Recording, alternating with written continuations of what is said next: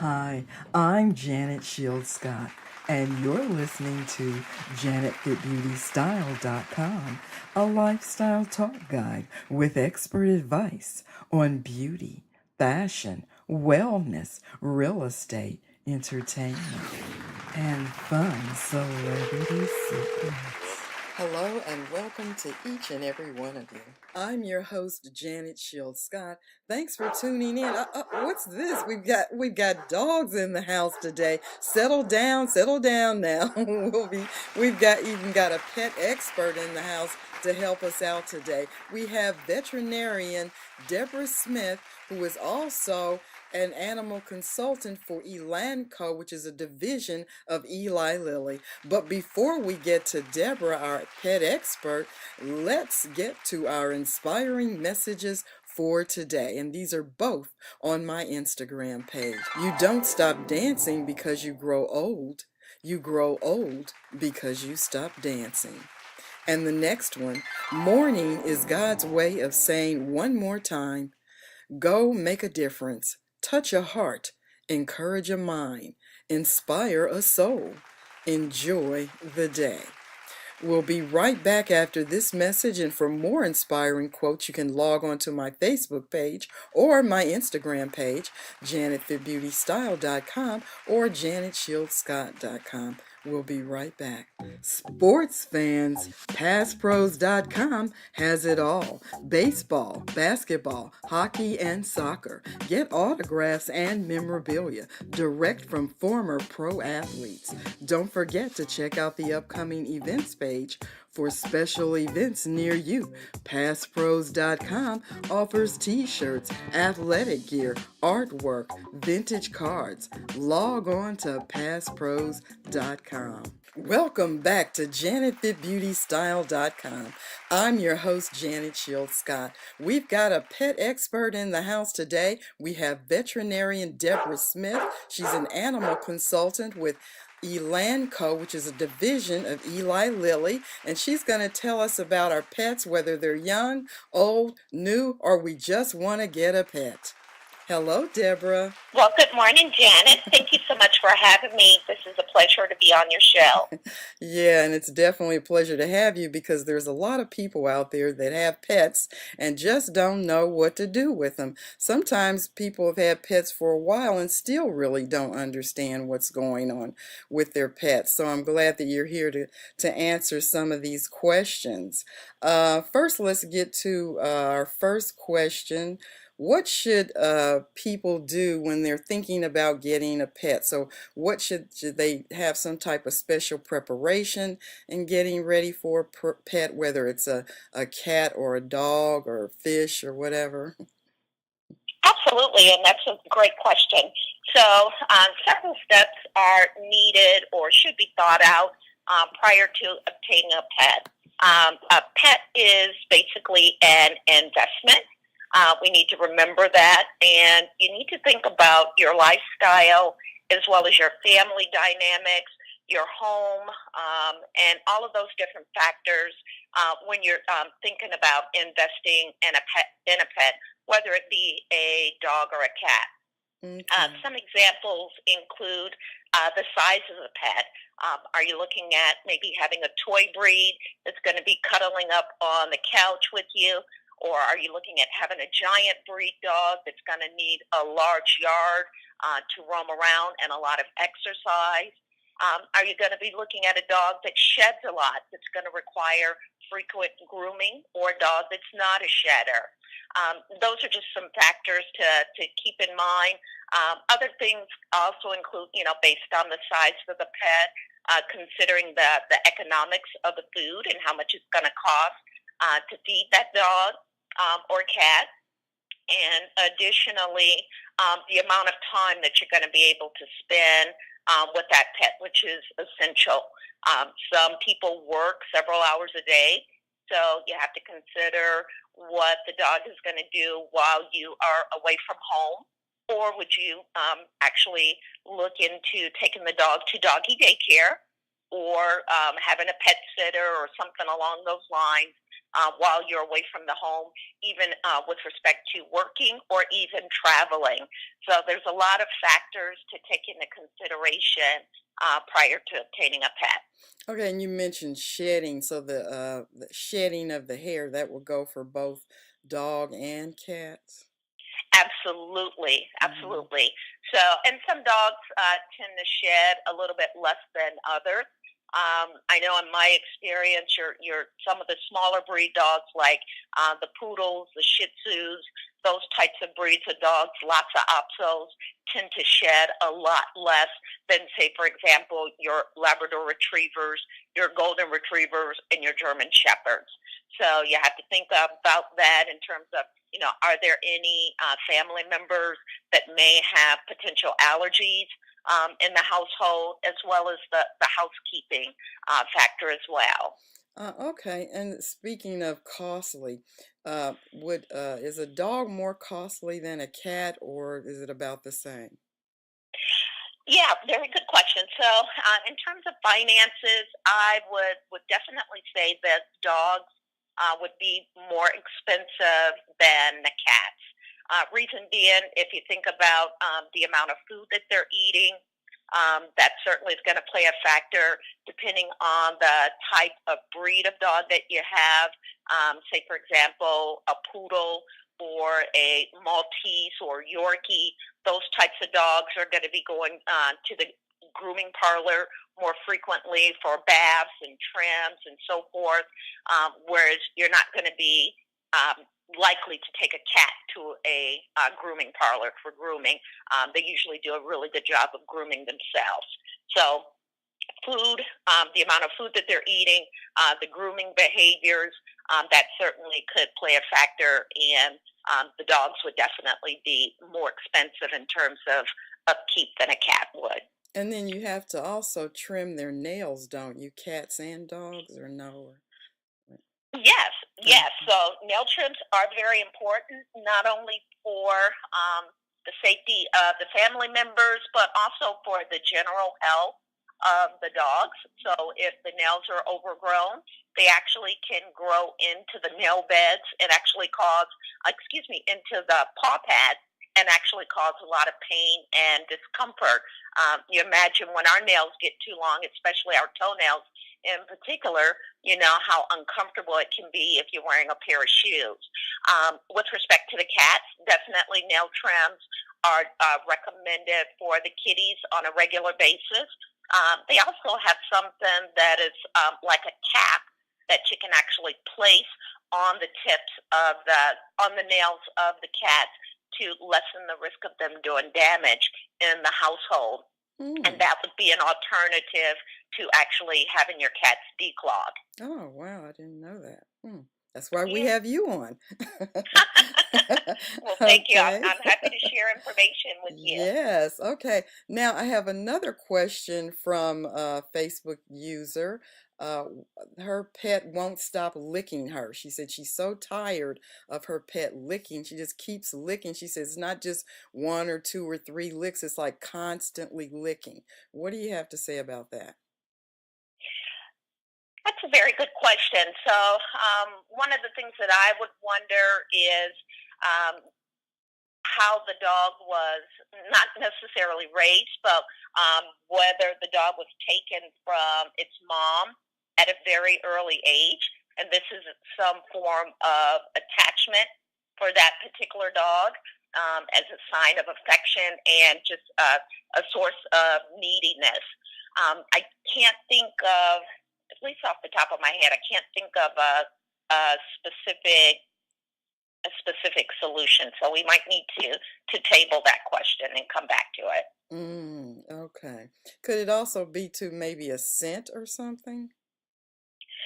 It very well could be due to a scent that could potentially be on the animal owner. I don't know if it could be Mm-hmm. fragrance, if it could be just the oils that the owner gives off, as Mm-hmm. like I said, as well as an attachment. Okay, now, and she said that she was told that there are some type of solutions that you can buy in the store that keep them from licking. Would you suggest that? the to apply to herself. Yeah, I would assume, yeah. Okay. I'm not familiar with a Mm-hmm. product that she would apply to herself Or to to anything deter the else? licking. Yeah, or maybe the furniture? No.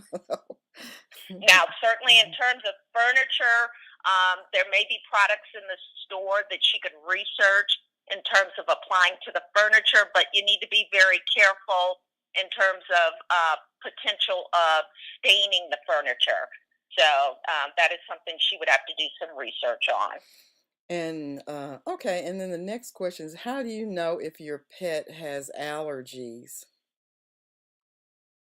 And that's a very good question. So allergies are very common in dogs as well as cats, and there's a myriad of causes of allergies. So the allergies could be due to the environment. So it could be due to the weeds, the various trees and grasses in the environment. These guys, believe it or not, can be allergic to house dust mites. They could be allergic to fleas. They could be allergic to medications and various things in the environment. Usually, the most common signs or symptoms of an allergic dog is one that's very itchy. For Mm-hmm. example, they may chew at their feet a lot. They may lick at their rear end a lot or drag their rear end very frequently. They may have recurrent ear infections, possibly even sores or scabs on the skin. And what I found in practice, food was the most common factor, was one of the most common factors, I should say, as well as fleas, so being allergic to flea bites. So a couple of things, if you suspect that your dog may potentially have allergies, I would highly advise an appointment with a veterinarian for an evaluation. They may do various skin tests, basically to rule out any type of mites that might be on the skin that could be causing the itchiness. They may even recommend a trial course of a flea control to make sure that there are no fleas on the dog and maintain the dog on that flea control for a certain amount of time. They may even also recommend what's called a food trial. And so in that food trial, they may try the dog on what's called a novel protein diet, meaning something he hasn't been exposed to in the past, and that's most commonly going to be rabbit, duck, fish, maybe even venison, those types of protein-based diets that are not in your typical commercial dog foods. And so they may do a diet trial for about a month or perhaps even longer to see how the dog responds, and then discuss maybe reintroducing their former diet to see if the signs recur. If the signs are persisting despite doing all of those basic steps, the veterinarian may recommend an actual referral to a specialist. So we actually have veterinary dermatologists that actually can perform skin testing to determine what the dog may potentially be allergic to, and then actually formulate injections or allergy injections to help sensitize that dog to whatever the allergy is. Yeah, and then now I have this person that asked this question said that their veterinarian, they didn't know what the allergy was, so they just prescribed a medication. And she said the medication is very costly. She has to take it every day, so she buys it once a month. So what do you think about just prescribing a medication if you don't know what the allergy is? Well, and that can be a challenge. So it depends on a lot of factors. So one, with allergies, they can be frustrating to treat because they can recur. Some allergies are seasonal in nature, meaning they occur at certain times of the year. Sometimes they may get to a point where they progress throughout the year and they persist throughout the year, I guess is what I should say. So it can be costly where the animal owners are repeatedly returning to the clinic to treat whatever the clinical signs or the symptoms are. So sometimes looking at the broader picture and making the investment in doing the diagnostic test, or actually considering a referral to a veterinary specialist, i.e. a dermatologist, that can actually do the testing, that may end up being more economical in the long run. So it may Okay. be more expensive at the beginning, but it may be more economical in actually determining exactly what the dog is allergic to, and then you can control the exposure rather than preventing it. Oh, The drawback is with just a blanket approach is if we're just treating a blanket approach with one type of medication, we may not be effectively addressing what the dog is allergic to. mm-hmm. That's what I was thinking too. Very good. I like that. Let's also there was another question about allergies in terms of people. Is there such a thing as an allergy-free pet for people that have allergies against Um, pets? yeah, so Mm-hmm. very good question. I don't know if there's an actual allergy-free dog, but there's got, and it kind of alludes back to what we talked about earlier in terms of oftentimes people are allergic to the dander that's released from the skin, or even the fur from the dog. So maybe looking at dogs that are going to have a less tendency to shed in the environment, that may be more amenable to people that have a history of allergies. Mm-hmm. I know there were certain things, medications that I used in practice. At looking back on it now, it probably would be considered off-label. It wasn't specifically labeled for that indication to try to control allergies that the animal owner may potentially experience from having contact with the particular patient. So I would refer them to their veterinarian. I don't want to give out any specific medical advice since I haven't actually examined the pets that may be in question.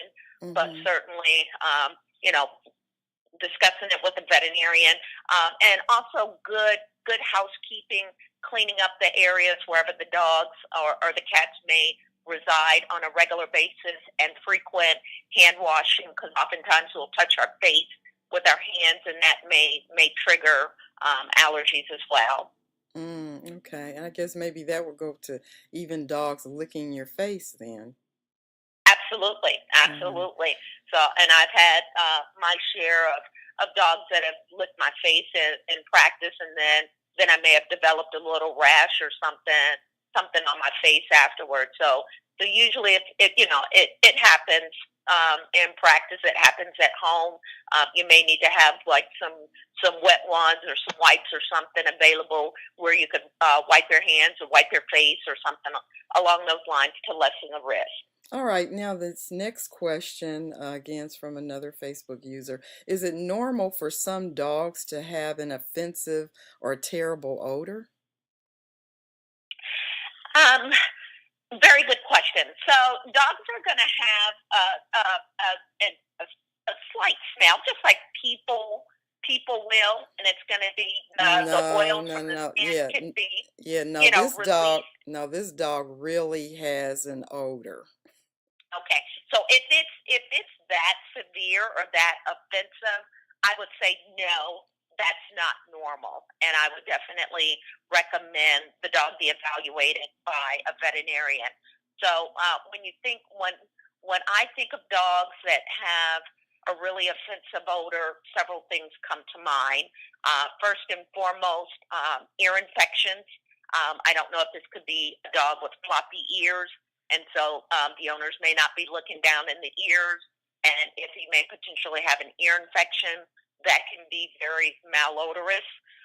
The other things that come to mind are possible allergies or a skin infection, like a bacterial or fungal infection that's on the skin that's causing the dog to have an odor. Dental disease, certainly, first and foremost, these guys could have really bad teeth which can eventually result in gingivitis and periodontal disease. That can certainly cause a bad odor in dogs. And something else that comes to mind are two glands that are in the anus that are called anal glands, and those have a very offensive odor.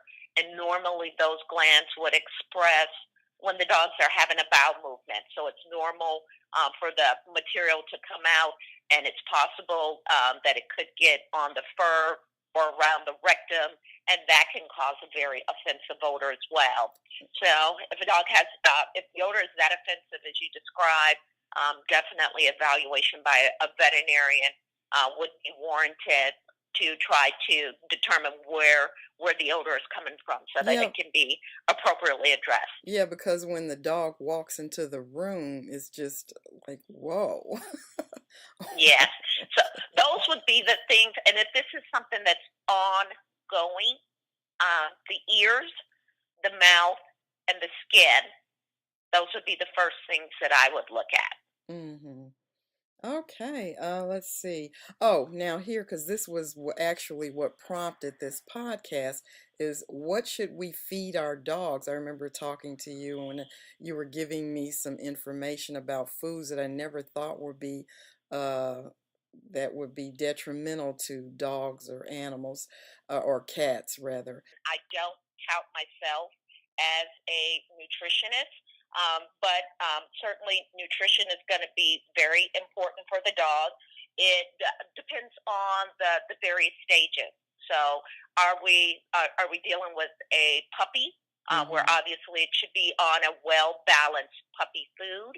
Are we dealing with an adult dog, or are we dealing with a geriatric dog, meaning a senior dog, where it should be on a senior diet? It also depends on whether or not the dog has any type of medical conditions. So if we have dogs that have a history of arthritis, there are actually diets that have joint support benefits or different medications in it to help stabilize the joints. There are also prescription diets for dogs that may have kidney disease or heart disease or bladder stones or skin allergies. So there are all different types of diets that are available on the market. And so that is where conversation with the veterinarian would come into play in terms of putting your heads together and determining what is the best diet for that particular dog or cat. Some things that they should avoid that can be toxic, most commonly are going to be raisins or grapes, though ingestion of those could potentially result in kidney failure. Chocolate should be avoided as well. It can cause hyperactivity. Even higher amounts could result in neurologic signs like seizures. Onions is another thing that comes to mind. Exposures to onions can potentially cause an anemia in dogs, as well as macadamia nuts. Those should be avoided, as well as tomatoes. So if you're thinking about giving any snacks from the table, I would advise you to speak to your veterinarian about it. Some things that would be bland and easy for them to digest, believe it or not, would be like green beans or carrot sticks, something easy like that, or slice of apple.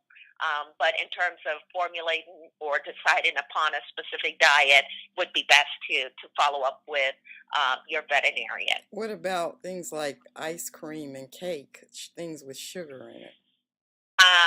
That would be best avoided. Do pets actually get angry and want revenge if they just say, for instance, one lady said that she has to leave the television on for her dog, and if she doesn't, they tend to poop in the room if she doesn't do it. That's very unfortunate. I'm sorry to hear about that. And that is a very common question that we actually receive. And no, these guys do not get mad at us and want to be vindictive and destroy the house, or urinate or poop someplace as a way of payback. Oftentimes, what's going on with these guys is something that is called separation anxiety, where they can become nervous and upset once the owners leave the house. This would be a good discussion to have with the veterinarian, where they could talk about behavior modification techniques that they could try with the dog to try to limit the anxiety that he may exhibit when the owner leaves the house. Certainly, playing the TV or turning on music. That certainly is a good factor, a good consideration. Some dogs may warrant having a medication in conjunction with the training to try to curb it. Some owners may want to try to switch up their schedule. So if they normally grab their keys, their briefcase, they leave out the front door, the dog starts to see that certain habit and starts to get anxious right before they leave. They can try to switch it up a little bit, where they drive around the corner, or maybe go to the corner and come right back and greet the dog, and then start doing, just to throw the dog off in terms of, so he's not seeing and detecting that pattern. Maybe go out the back door instead of going out the front door. Different things like that may be beneficial in terms of trying to break that behavior. But that certainly would be a good one to discuss with the veterinarian. They may even recommend blood work to make sure that there isn't something else going on internally that could be causing the problem. And then they may also recommend medications to help try to alter the behavior.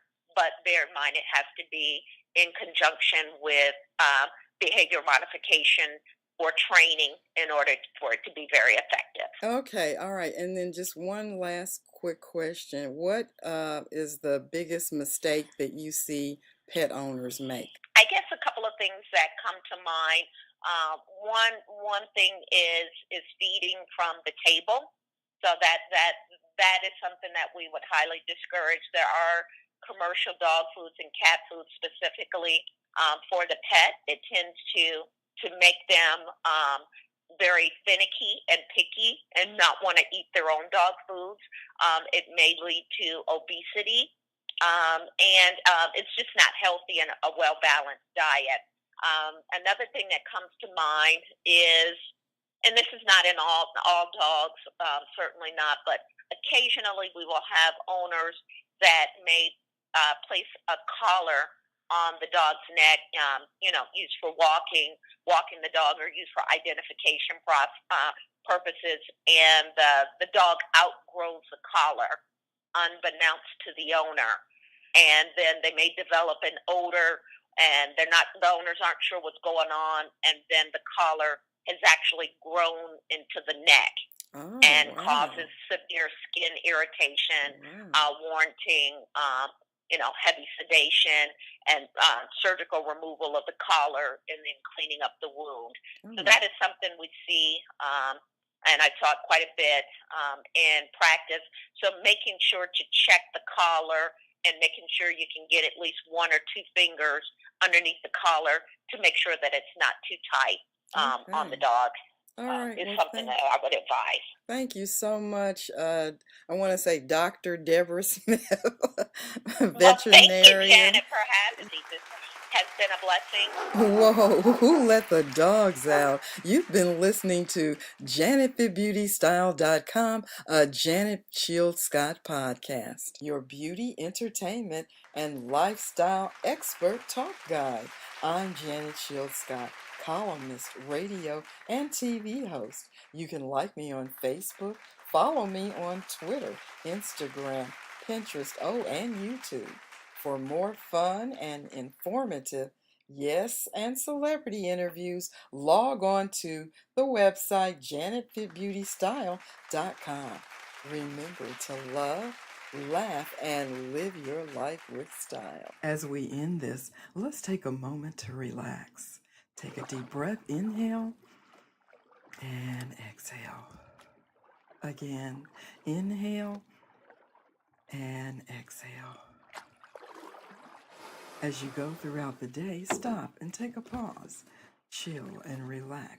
Please keep in mind that all things which are impossible with man are possible with God.